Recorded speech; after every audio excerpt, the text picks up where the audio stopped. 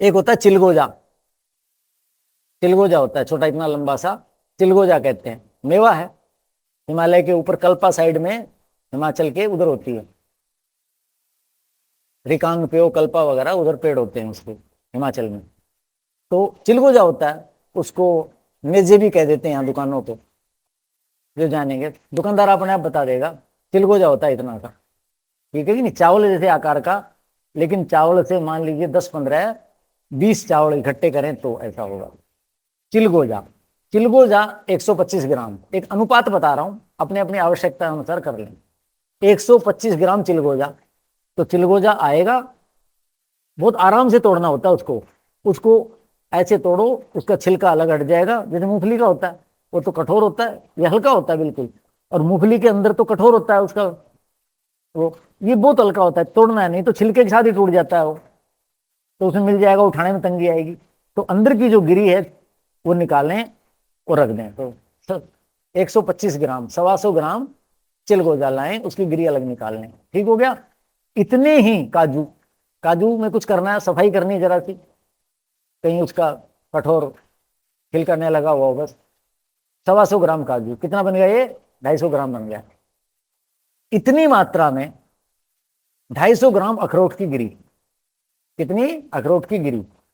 मेरा जो अनुभव है, मैं कभी अखरोट की गिरी नहीं खरीदता, क्योंकि गिरी कभी भी टूटी हुई है, आप देखोगे लोगे तो उनमें हल्की सी गंध आ रही होती है। आप अखरोट लाइए और उनको अपने आप तोड़ करके, कागजी अखरोट होंगे आराम से टूट जाएंगे। 250 ग्राम गिरी अपने अनुसार निकालें। 250 ग्राम गिरी, इनसे दुगनी, दोनों से, इन दोनों के बराबर, यानी चिलगोजा और इनके बराबर। वो दोनों 250 ग्राम है, 250 ग्राम, ये हो गया।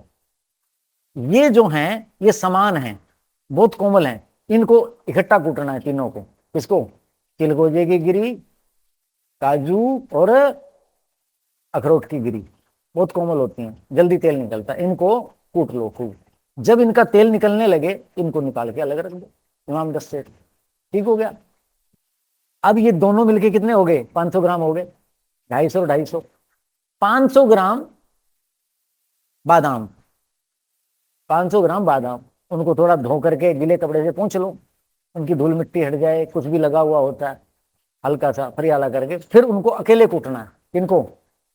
बादाम को, क्योंकि बादाम में तेल कम होता है, कठोर होते हैं।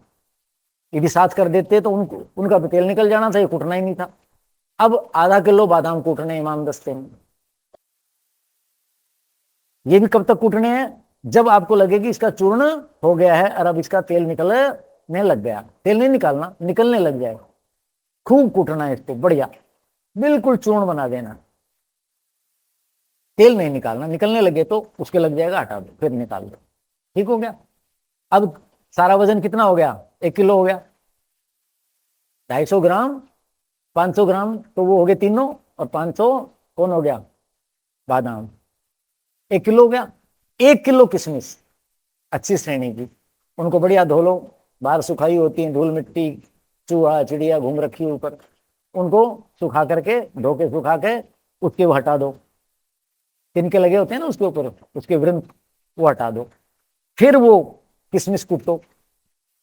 एक बार में 1 किलो नहीं कूटेंगी, आधी आधी किलो करके 2 बार कूटो। उनका जी मिला दो। लोग भाषा में क्या कहते हैं? जी मिल गया, यानी वो अलग अलग नहीं हो, दिखे नहीं एक दूसरे में, सारी उसकी कोशिकाएं टूट जाएं। जब उसका जी मिल गया तो वो जो 3 तो एक जगह रखे थे और बादाम एक जगह रखे थे, वो इनमें मिला दो। किसमें? यदि इमाम दस्ता छोटा है तो बाहर मिला दो इनको इकट्ठा करके। अब उनको सबको मिलाना है। वो आधा किलो अलग थे, ये आधा किलो अलग है, और ये 1 किलो अलग। अब ये 2 किलो हो गया। 2 किलो हो गया ना सारा, इसको मिला करके।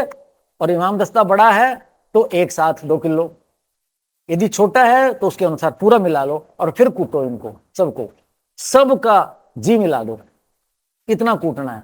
अब ये कूटते समय छोड़ने लग जाएगा। किशमिश को कूटना बहुत कठिन है, क्योंकि वो चिपचिपी होगी, जल्दी कूटेगी नहीं, चिपेगी। और फिर जब मिलाओगे तो वो चिपक के आएगी, तो वो समय लेगी और शक्ति खर्च होगी किशमिश। तो इनको इतना कूटना है कि वो रस न निकले उसका। किसका? हाँ, यानी तेल, तेल निकलेगा। किसका? वो जो तेल की चीजें थी वो जब छूटने लग जाए और जब वो बर्तन को छोड़ने लग जाए, क्योंकि तेल ही तो सब कुछ है ना, वो नहीं छूटना वहां, फिर इनको मिला करके 120 इसकी लड्डू मोदक बनेंगे, छोटे छोटे गोलियां बनेंगी, 120 बनेंगी, 120 बनेंगे। रोज 2 खाएं तो कितने महीने चलेंगे? है जी, 2 महीने चलिए ना, 120। यदि एक खाएं तो ठीक है, उसी हिसाब से। तो जो बालक है, जो पढ़ने वाला विद्यार्थी है, उसको गुनगुने गुनगुने दूध से देना है। दूध कैसा हो? उबालते समय आखिरी उबाल जब आ रहा हो तो शुंठी डाल दो उसमें। शुंठी दूध, डली हुई शुंठी दूध जो है बहुत बुद्धिवर्धक होता है। और जिनके पास अच्छी सामर्थ्य है वो केसर डाल दें, शुंठी अवश्य डालें। इस दृष्टि से शुंठी ज्यादा गुणकारी है। केसर पहले डल जाएगा, उसी के साथ डाल दीजिए, 1-2 बाल दे दीजिए। शुंठी फिर ऐसी डालना कि छानने की आवश्यकता ना हो, नहीं तो केसर भी छन जाएगा। तो ऐसा चूर्ण कर लो कि बस उसी में चला जाए। वो गुनगुना गुनगुना दूध बच्चे को दो, यानी कम से कम उससे पहले अमाशय खाली होना चाहिए। सवेरे तो खाली मिल जाएगा कि बच्चा पढ़ रहा है, नहा धो लिया, ये खा लो बेटे, 11 बजे भोजन कर लेना, वो खिला दो और गुनगुना दूध दे दो। रात्रि को सूर्यास्त के समय भोजन करा दो बच्चे को, और उसी समय करना चाहिए भारतीय नियम के अनुसार। तो उस समय, और जब तक वो बच्चा सोएगा, सोने से 1-1.5 घंटा पहले पढ़ेगा। भोजन के 2-2.5 घंटे बाद, 3 घंटे बाद, 2 तो कम से कम हो, अमाशय खाली हो जाए, उस समय वही दूध और वो एक गोली उसको दे दो। शुरू में 1 दिन, 2 सप्ताह, 15 दिन, ताकि उसके शरीर को पाचन का अभ्यास हो जाए। बहुत गरिष्ठ है, बहुत भारी है।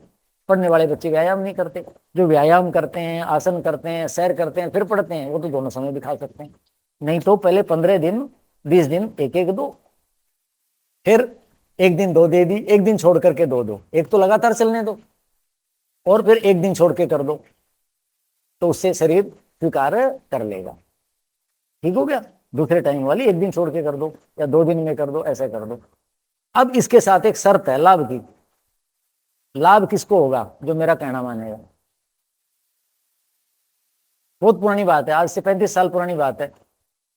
जब मैं यहाँ आया तो बड़ी आयु के थे, हमसे 20-25 साल बड़े। उनका बेटा पढ़ा करता, 12वीं की कक्षा, बहुत मेहनती होती है भाई यहाँ परीक्षा देने।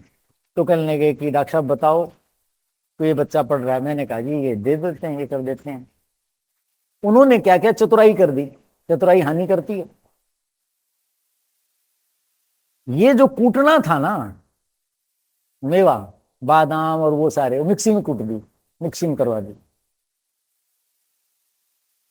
और कौन लगे डॉक्टर साहब आप इतनी मेहनत करवाते थे, जो हमने तो वो कर दी। हाँ, उन्होंने मेरा खा के देखा था, उस समय मैं युवा था तो अपना बना के खा लेता था।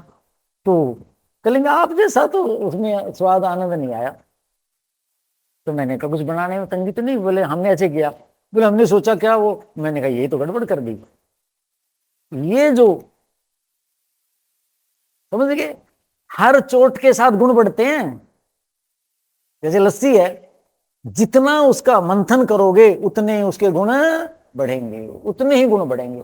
जैसे जोड़ों के दर्द में गूगल खिलाए जाते हैं, योगराज गूगल, तरह तरह गूगल है ना, उनकी जितने उनकी कुटाइयां होती हैं आयुर्वेद में, मैं तो आचार्यों के पास रहा हूं, जितनी कुटाई होगी उतने उसके गुण बढ़ते हैं।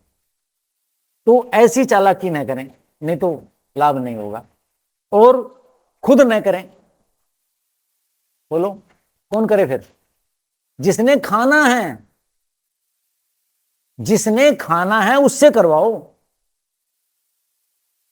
जब वो जनवरी में पसीने न आ जाएं, जब वो कुटेगा ना, जनवरी में पसीने आएंगे। आसान नहीं इसको कूटना, किशमिश को, और किशमिश में जब वो मिलेंगे तेल वाले मेवा, इतनी मेहनत लगती है। जब वो ये मेहनत देखेगा बच्चा और ऐसे करेगा, तब उसको इसकी महत्ता समझ में आएगी। नहीं तो पैसे घर वालों के लग गए, कूट दिया नौकरानी ने, जैसे घर में गृहकर्मी महिलाएं होती हैं, उनसे करवा दिया, घर वाले भी नहीं करते, घर वालों ने कर दिया, वो तो पढ़ रहा है, फिर लाभ नहीं होगा, फिर लाभ नहीं होगा। समझ रहे हो बात? उसके साथ भावनाएं जुड़नी चाहिए। क्या जुड़नी चाहिए? भावनाएं जुड़नी होनी चाहिए, तभी उसको महत्ता समझ में आ जाएगी ना।